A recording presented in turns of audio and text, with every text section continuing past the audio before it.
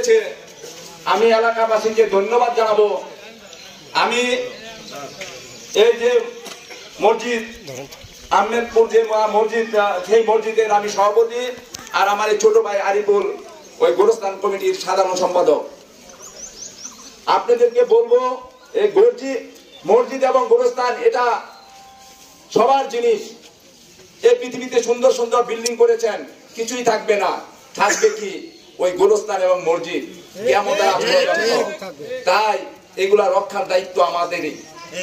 আমার ভাইকে হত্যা করেছে, এজন্য আমি কিছু তেমন একটা কিছু আমি আল্লাহর কাছে বিচার দিব।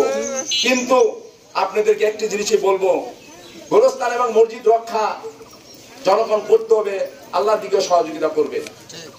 তাই মসজিদ গোরস্থান এগুলাই রক্ষার জন্য যদি আমাকেও মরতে হয় আমি প্রস্তুত, কিন্তু এর 1 ইঞ্চি, কারণ আমার দলিল আছে, মসজিদ গোরস্থানের দলিল আছে। আপনি সাংবাদিক ভাইরা আছেন, আপনাদের অবগত করছি, এই মসজিদের কিন্তু অরিজিনাল দলিল আছে। আপনারা দেখতে চাইলে আমি একদম প্রকাশে দেখাতে পারবো।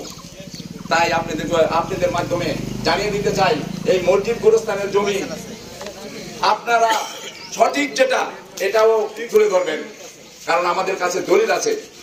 দলিল থাকার পরে ওই জমি বিক্রি করে ফেলেছে, তার জন্য প্রতিবাদ করতে আজকে এই ঘটনা ঘটেছে। তাই আমি আপনাদেরকে বলবো, আপনারা যারা আছেন এলাকার গণ্যমান্য ব্যক্তি সবাই সচেতন থাকবেন এবং মসজিদ গোরস্থানের জমি রক্ষার জন্য সবাই সহযোগিতা করবেন, এই আশা রেখে আমি আমার বক্তব্য শেষ করছি। আসসালামু আলাইকুম।